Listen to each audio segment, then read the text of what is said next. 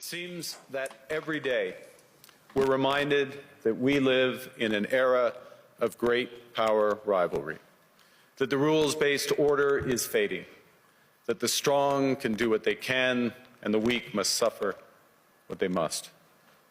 And this aphorism of Thucydides is presented as inevitable, as the natural logic of international relations reasserting itself. And faced with this logic, there is a strong tendency for countries to go along to get along, to accommodate, to avoid trouble, to hope that compliance will buy safety. Well, it won't. So what are our options? In 1978, the Czech dissident Václav Havel, later president, wrote an essay called The Power of the Powerless. And in it, he asked a simple question: how did the communist system sustain itself? And his answer began with a greengrocer. Every morning, this shopkeeper places a sign in his window: "Workers of the world unite." He doesn't believe it. No one does. But he places the sign anyway to avoid trouble, to signal compliance, to get along. And because every shopkeeper on every street does the same, the system persists. Not through violence alone, but through the participation of ordinary people in rituals they privately know to be false. Havel called this living within a lie. The system's power comes not from its truth, but from everyone's willingness to perform as if it were true. And its fragility comes from the same source. When even one person stops performing, when the greengrocer removes his sign, the illusion begins to crack. Friends, it is time for companies and countries to take their signs down. For decades,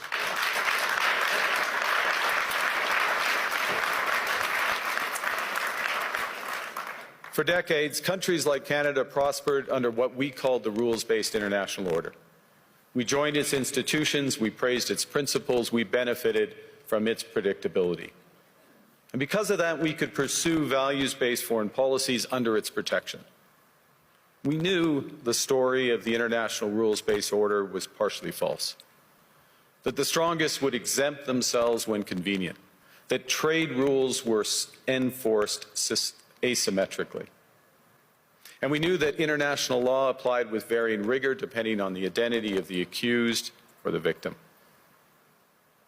This fiction was useful, and American hegemony in particular helped provide public goods, open sea lanes, a stable financial system, collective security, and support for frameworks for resolving disputes. So we placed the sign in the window. We participated in the rituals, and we largely avoided calling out the gaps between rhetoric and reality. This bargain no longer works. Let me be direct. We are in the midst of a rupture, not a transition. Over the past 2 decades, a series of crises in finance, health, energy, and geopolitics have laid bare the risks of extreme global integration. But more recently, great powers have begun using economic integration as weapons. Tariffs as leverage, financial infrastructure as coercion, supply chains as vulnerabilities to be exploited. You cannot live within the lie of mutual benefit through integration when integration becomes the source of your subordination. The multilateral institutions on which the middle powers have relied, the WTO, the UN, the COP, the architecture, the very architecture of collective problem solving are under threat. And as a result, many countries are drawing the same conclusions, that they must develop greater strategic autonomy in energy, food, critical minerals, in finance and supply chains. And this impulse is understandable. A country that can't feed itself, fuel itself, or defend itself has few options. When the rules no longer protect you, you must protect yourself. But let's be clear-eyed about where this leads. A world of fortresses will be poorer, more fragile, and less sustainable. And there's another truth. If great powers abandon even the pretense of rules and values for the unhindered pursuit of their power and interests, the gains from transactionalism will become harder to replicate. Hegemons cannot continually monetize their relationships. Allies will diversify to hedge against uncertainty. They'll buy insurance, increase options in order to rebuild sovereignty. Sovereignty that was once grounded in rules but will increasingly be anchored in the ability to withstand pressure. This room knows this is classic risk management. Risk management comes at a price. But that cost of strategic autonomy, of sovereignty, can also be shared. Collective investments in resilience are cheaper than everyone building their own fortresses. Shared standards reduce fragmentations. Complementarities are positive sum. And the question for middle powers like Canada is not whether to adapt to the new reality. We must. The question is whether we adapt by simply building higher walls or whether we can do something more ambitious. Now, Canada was amongst the first to hear the wake-up call, leading us to fundamentally shift our strategic posture. Canadians know that our old, comfortable assumptions that our geography and alliance memberships automatically conferred prosperity and security, that assumption is no longer valid. And our new approach rests on what Alexander Stubb, the President of Finland, has termed value-based realism. Or to put another way, we aim to be both principled and pragmatic. Principled in our commitment to fundamental values, sovereignty, territorial integrity, the prohibition of the use of force except when consistent with the UN Charter, and respect for human rights. And pragmatic in recognizing that progress is often incremental, that interests diverge, that not every partner will share all of our values. So we're engaging broadly, strategically, with open eyes. We actively take on the world as it is, not wait around for a world we wish to be. We are calibrating our relationships so their depth reflects our values. And we're prioritizing broad engagement to maximize our influence, given the fluidity of the world at the moment, the risks that this poses, and the stakes for what comes next.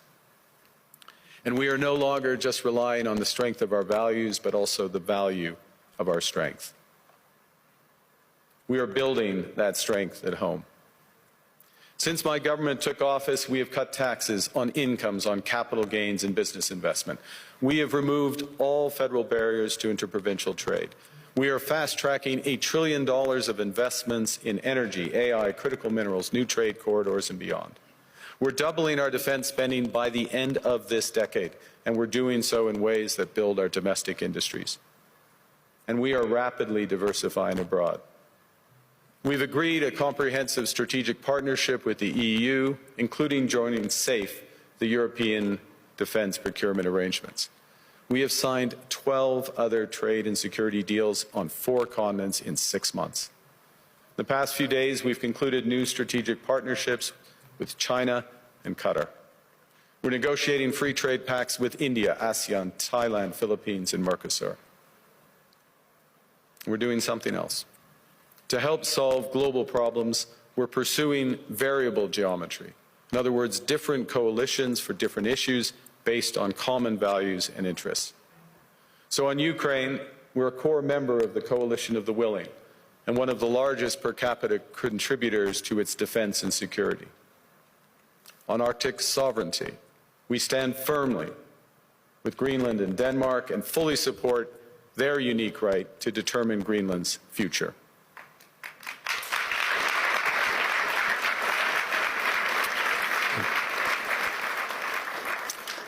Our commitment to NATO's Article 5 is unwavering.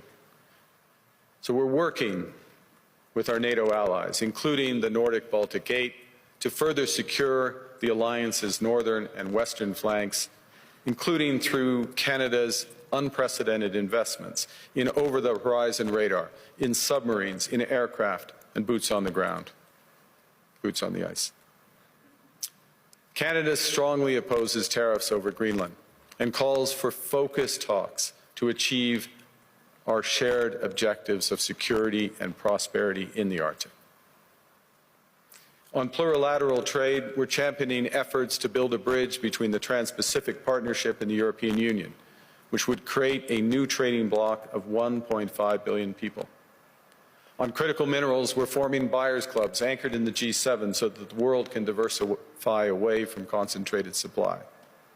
And on AI, we're cooperating with like-minded democracies to ensure that we won't ultimately be forced to choose between hegemons and hyperscalers. This is not naive multilateralism, nor is it relying on their institutions. It's building coalitions that work, issues by issue, with partners who share enough common ground to act together.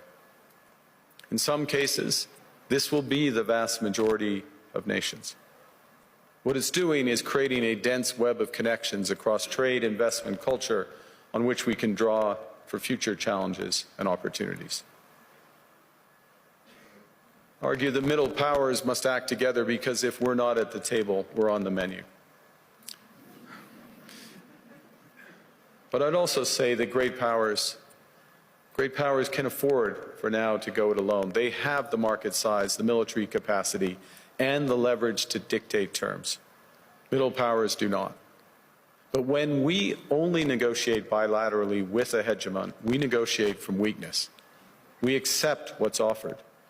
We compete with each other to be the most accommodating. This is not sovereignty. It's the performance of sovereignty while accepting subordination. In a world of great power rivalry, the countries in between have a choice: compete with each other for favor or to combine to create a third path with impact.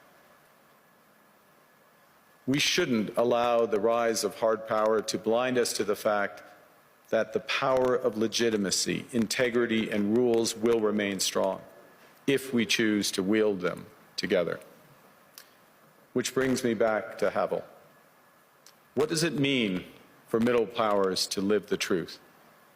Well, first, it means naming reality. Stop invoking rules-based international order as though it still functions as advertised. Call it what it is: a system of intensifying great power rivalry where the most powerful pursue their interests using economic integration as coercion.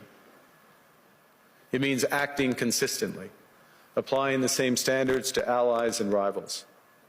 When middle powers criticize economic intimidation from one direction but stay silent when it comes from another, we are keeping the sign in the window. It means building what we claim to believe in. Rather than waiting for the old order to be restored, it means creating institutions and agreements that function as described. And it means reducing the leverage that enables coercion. That's building a strong domestic economy. It should be every government's immediate priority. And diversification internationally is not just economic prudence, it's a material foundation for honest foreign policy, because countries earn the right to principled stands by reducing their vulnerability to retaliation. So Canada. Canada has what the world wants. We are an energy superpower. We hold vast reserves of critical minerals. We have the most educated population in the world. Our pension funds are amongst the world's largest and most sophisticated investors. In other words, we have capital, talent. We also have a government with immense fiscal capacity to act decisively. And we have the values to which many others aspire. Canada is a pluralistic society that works. Our public square is loud, diverse, and free. Canadians remain committed to sustainability. We are a stable and reliable partner in a world that is anything but. A partner that builds and values relationships for the long term. And we have something else. We have a recognition of what's happening and a determination to act accordingly. We understand that this rupture calls for more than adaptation. It calls for honesty about the world as it is. We are taking the sign out of the window. We know the old order is not coming back. We shouldn't mourn it. Nostalgia is not a strategy. But we believe that from the fracture, we can build something bigger, better, stronger, more just. This is the task of the middle powers. The countries that have the most to lose from a world of fortresses and the most to gain from genuine cooperation. The powerful have their power. But we have something too. The capacity to stop pretending, to name reality, to build our strength at home, and to act together. That is Canada's path. We choose it openly and confidently, and it is a path wide open to any country willing to take it with us. Thank you very much.